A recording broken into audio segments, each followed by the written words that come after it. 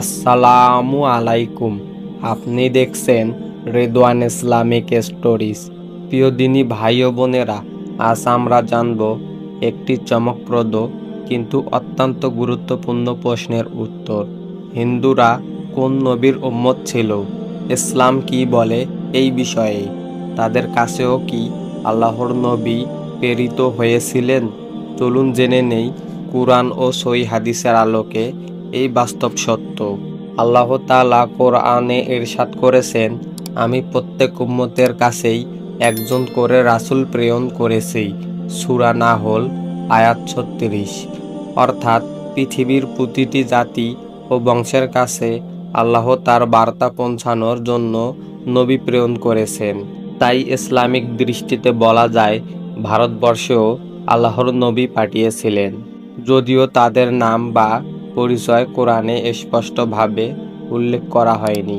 আল্লাহ বলেন, আমি তোমার কাছে কিছু নবীর কাহিনী বর্ণনা করেছি আর কিছু নবীর কাহিনী বর্ণনা করিনি। সূরা গাফির আয়াত ৭৮। এই আয়াত থেকে বোঝা যায় নবীদের সংখ্যা অনেক বেশি। হাদিসে এসেছে মোট নবীর সংখ্যা প্রায় ১,২৪,০০০। তাদের মধ্যে ২৫ জন নবীর নাম কোরআনে স্পষ্টভাবে উল্লেখ আছে। তাহলে কি বাকি নবীরা শুধু আরব দেশেই এসেছিলেন, না বরং পৃথিবীর বিভিন্ন স্থানে, যেমন আফ্রিকা, ইউরোপ, চীন, ভারত, এমনকি আমেরিকাতেও নবী প্রেরিত হতে পারেন? প্রখ্যাত ইসলামী গবেষক ও মুফাসসিরগণ যেমন ইবন কাসির রহমাতুল্লাহ আলাই ও আল কুতুবী রহমাতুল্লাহ আলাই বলেন, নবীদের প্রেরণ পৃথিবীর সর্বত্রই হয়েছে। ভারত একটি প্রাচীন সভ্যতার দেশ। আল্লাহ নিশ্চয়ই এখানকার মানুষের কাছেও তার বার্তা পাঠিয়েছিলেন।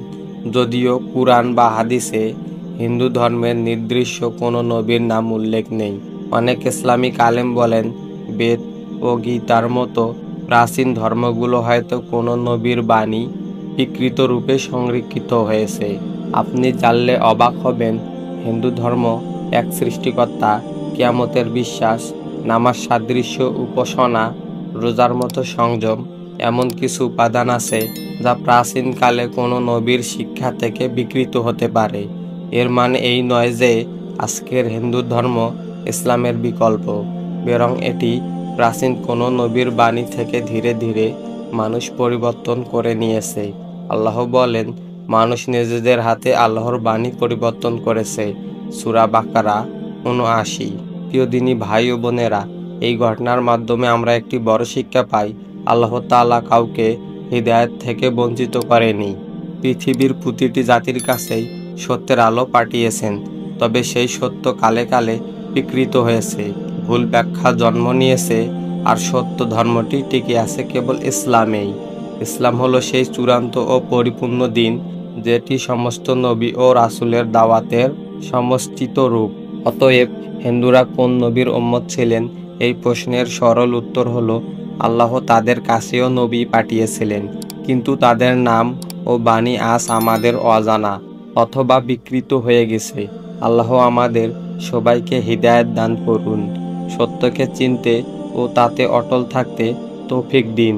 প্রিয় দিনী ভাই ও বোনেরা, ভিডিওটি ভালো লেগে থাকলে লাইক দিন, কমেন্টে আপনার মতামত জানান, প্রিয়জনদের সাথে শেয়ার করুন এবং পরবর্তী ইসলামিক ভিডিও জানতে রেদওয়ান ইসলামিক স্টোরিজ চ্যানেলটি সাবস্ক্রাইব করুন।